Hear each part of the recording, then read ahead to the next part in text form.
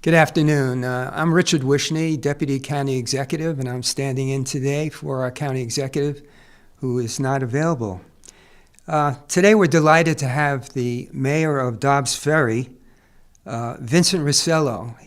He represents a very charming community on the shore of the Hudson River, and he's had a lot to do with the development over the last 14 years. He's been serving first as a village trustee, I think for 8 years, and he served 3 terms as the mayor and decided, unfortunately, I think for the people of that community, that he's not going to be running again, and he did miss this last election, and I think he's pretty happy that he's going to have his nights available again with his family. He's done a great job, and he's really a very good friend of all of us here at Westchester County. The mayor was a guest here back in March of this year when he announced a very major event, the New York State Go Forward Award of $4.5 million for the village of Dobbs Ferry. That was a huge accomplishment for a village of 11,000 citizens, and certainly all those that participated in applying for their grant. We look forward to getting an update today about the status of the Go Forward Award and other up-to-dates on the village of Dobbs Ferry. Welcome, Mayor Vincent Rossello. And this, unfortunately, is your last visit, but we're delighted to have you here, Thank sir. you so much. I appreciate well. it. I don't know what I'm going to do with all my free nights now. It's been 14 years of going to trustee meetings, and we all know what that's like. So it's going to be a lot of free time on my hands. So thank you for that. And I'd also like to thank you for the opportunity to provide an update on our accomplishments and our upcoming plans. You know, over the past few years, Dobbs Ferry has made real lasting progress on issues that matter most to us: housing, inclusion, sustainability, recreation, fiscal responsibility, and infrastructure. We were proud to be named a pro-housing community by New York State, which is recognition of our commitment to creating more opportunities for people with diverse economic backgrounds to live and thrive in Dobbs Ferry. We've created an affordable housing task force made up of residents to explore ways of making Dobbs Ferry a more affordable place to live. We've passed forward-thinking laws such as establishing accessory dwelling units and mandating affordable housing units in new construction. We've continued that momentum by working with a developer to repurpose village-owned property into affordable, mixed-income housing that reflects our values of inclusion and opportunity. With a median house priced at over $1 million in Dobbs Ferry, approximately 25% of our residents are cost-burdened due to the housing expenses. We want to ensure that seniors can age in place and that high school and college graduates can come back to our community and live in a place where they grew up in.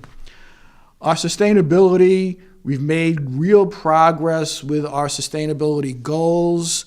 And again, thanks in part to our residents who make up our Sustainable Dobbs Task Force. We've earned the New York State Bronze Climate Smart Community designation, which is a sign of our commitment to reducing emissions and building long-term environmental resilience.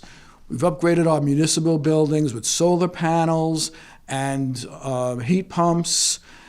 We've required that our village fleet be hybrid and electric wherever possible. And as of January 1st, 2026, we've banned the use of gas-powered leaf blowers, which is a huge event for us. And we'll see how that goes going forward, but we think it's an important step. Also, one of my goals especially, was to make everyone feel welcome in Dobbs Ferry. And to that end, I created the Diversity and Human Rights Task Force, which would ensure that Dobbs Ferry is a place where everyone feels welcome, respected, and valued. We've also created the recreation. We've increased our recreation department budget, and we've invested heavily in our parks. We have already our wonderful waterfront park, and now we've upgraded Gould Park and the pool. And we've also installed a new spray pad in Memorial Park, and we have plans for other investments to our Memorial Park. And through it all, throughout the village, we've been able to invest millions of dollars in our infrastructure, thanks to the state and the federal government for their grant opportunities. And we've been keeping our village running without we have avoided the flooding that happens when we have these catastrophic rainstorms, which there are more and more of as we go forward. We've positioned Dobbs Ferry for a strong economic future by securing that $4.5 million New York Forward grant, which has been a transformative investment in our downtown. The local planning commission has been meeting regularly to identify projects. We've finally whittled it down, and we've submitted that list to the state. And the state of New York has advised us that they will review our requests and advise us which projects will be approved by the spring of 2026. I'd also like to say that grant is in addition to the Westchester County Downtown Improvement Grant, which we received last year, which helped support downtown improvements and business growth.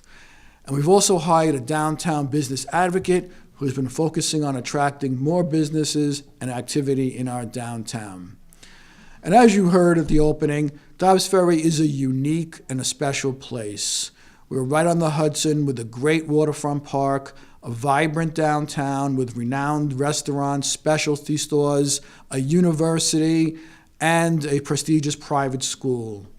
I believe our future is unlimited and look forward to the continued growth of our community, especially in light of that New York Forward grant. And of course, none of this happens alone. I'd like to extend my sincere thanks to Westchester County, Deputy County Executive, the current County Executive, the former County Executive, and the Westchester County leadership for all their help, the support. You've made us a stronger and more welcoming and more sustainable Dobbs Ferry. So thank you again. I really appreciate it. I'm going to miss coming here every so often to give our updates, and I wish the best for you and for Westchester County. So thank you. Thank you so much, Mayor. We wish you the very best in your semi-retirement, and you're always welcome back here. Thank you. I remember you said that. Okay. Okay. That was a wonderful report from the outgoing mayor of Dobbs Ferry, Vincent Rosillo. And at this time, we're going to have a guest from our Westchester County Parks and Recreation and Conservation Program, a fellow who's also a mayor of Rye Brook here in Westchester County, but seems everybody wears two hats these days. And at this time, we want to bring Jason Klein up here to talk about a prescribed burn at Ward Pound Ridge Reservation, which is currently set to be Friday, November 14th, weather dependent. The County Parks Conservation Division, partnering with Star Tree Prescribed Fire, a limited liability corporation, to conduct the controlled burn, which is aimed at improving meadow health, reducing wildfire risk, and providing public education. Welcome, Jason. Good to have you, sir. Thank you for having me. And as the Deputy County Executive said, we are looking to have this cutting edge technique used in one of our facilities. So this will be at Ward Pound Ridge Reservation. As of right now, it's scheduled for this Friday, November 14th. And we are looking to do a prescribed or controlled burn. These are a common management tool in much of the U.S. and is now being given consideration in the Northeast. It's a traditional land management practice that was employed by the Native Americans or American Indians in this area. And a prescribed burn or controlled burn is a process of intentionally setting fire. Now, we're not looking to, create this grand blaze that's going to go tearing across all of the meadows. This really is directed just for the meadows and specific meadows within Ward Pound Ridge Reservation, and it is very controlled. There are several weather factors that will determine the exact date. They make the final decision 48 hours ahead of time, so we'll know for certain on Wednesday whether or not this is proceeding on the 14th or whether we have to look for another date. But we will have up-to-date information on this process posted on the Westchester County Parks website, which is parks.westchestergov.com. This initiative is in partnership with Star Tree Prescribed Fire LLC. This is the company that was hired. They're experienced in this. They know what they're doing. We're also going to be joined by a lot of other municipal and county agencies as well. We've been working in close partnership during the planning process with the County Department of Emergency Services, as well as the Pound Ridge and South Salem fire departments. So we want to thank everyone who's been involved in this process to make sure that we're going about this the right way, make sure we have all of our precautions in place. We're also going to be closing the park to the public that day. That Ward Pound Ridge will be closed. And really the biggest factor in that is making sure that everyone involved in the prescribed burn, as well as our emergency services, can get clear access through the park to where they need to go. If there are some previously booked programs and potentially people who are camping that day, there will still be access to the park from Route 124. So we'll have signs up. We'll be letting the public know about this. So there are a lot of benefits to doing this prescribed burn, and it reduces the fuel load in our meadows to help prevent future wildfires. There's a reduction of woody invasive species pressure, so our native plants can thrive. But it also is a great way for there to be training for the local emergency services, but also public education. Really, this is a management tool, one of many in our toolbox, to help us manage the meadows at Ward Pound Ridge Reservation for the greatest biodiversity. And this is one that we're excited to try for the first time. These have been proven to show really good effects in other places, which is why we wanted to try it here. The funding for the burn plan and the implementation comes from the Friends of Trailside Nature Museum and Ward Pound Ridge Reservation. So we'd like to thank them for that. And it's also being contracted through the Lower Hudson Partnership for Regional Invasive Species Management, or PRISM. And this is a group we've been working with for a long time, and we want to thank everyone who's been involved in that. The species management will be done using funding from the Environmental Protection Fund as administered by the New York State DEC. We want to thank Ward Pound Ridge Reservation staff, including our facility manager there and the assistant director of conservation, Taro Iataka, who took the lead on this. And we also want to thank all of the participating parties, including Star Tree Prescribed Fire LLC, the Westchester County Department of Emergency Services, and of course the Pound Ridge and South Salem fire departments. We'll have a lot of staff on hand. This will be in a very controlled environment, and we're really looking forward to seeing what the results are of this project. So thank you very much. Thank you, Jason. We appreciate that report. My pleasure. Thank you. At this time, we're going to talk a little bit about Albanian flag, or Albanian Heritage Month, and we're going to be raising the Albanian flag here at the Westchester County building. It'll be done on Tuesday, November 18th at 2 p.m. Again, the McCallion Office Building. It's located at 148 Martin Avenue in White Plains. Anyone who would like to come and be part of that program, please RSVP to communications@westchestercountynewyork.gov by Wednesday, November 12th. And we also want to talk a little bit about some of the events that are taking place at our nationally accredited and award-winning parks. This program is always very, very pleasing to our constituents. We enjoy some 18,000 acres and 55 parks here in Westchester County. On Friday, November 14th, from 7 p.m. to 9 p.m., the Westchester Knicks are back for the 2025-26 home opener. And of course, that's at the Westchester County Center. The Westchester Knicks return for another exciting season of NBA G League basketball.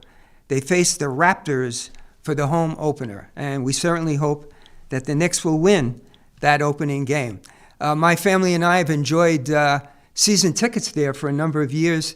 The kids just love it. They're right up close to those fabulous professional basketball players. It's a wonderful opportunity, and it's reasonably priced, so I hope people will take advantage of that. And on Saturday, November 15th, from 10 a.m. to 11:30 a.m., The Naturalists at Work will be held at the Marshlands Conservancy in Rye. Preparing plant specimens for our herbarium collection requires knowledge of botany, a steady hand, and a lot of patience. Stop by to watch and learn about the process and why we collect and study plants. View mounted specimens and see our staff prepare new ones. And again, that's Saturday, November 15th from 10 to 11:30. And finally, the last event we want to tell you about is on Sunday, November 16th from 9:30 to 11 a.m. It's yoga in the gardens, and it's going to be held at the Lassen Public Gardens and Veterans Memorial, and there is a $25 fee for the class, and you can register at 914-864-7268. And as a surprise, I understand that our county executive, Ken Jenkins, will be the teacher of that class. But don't tell Ken yet. We're going to surprise him. And with that, we want to thank you all for joining with us today.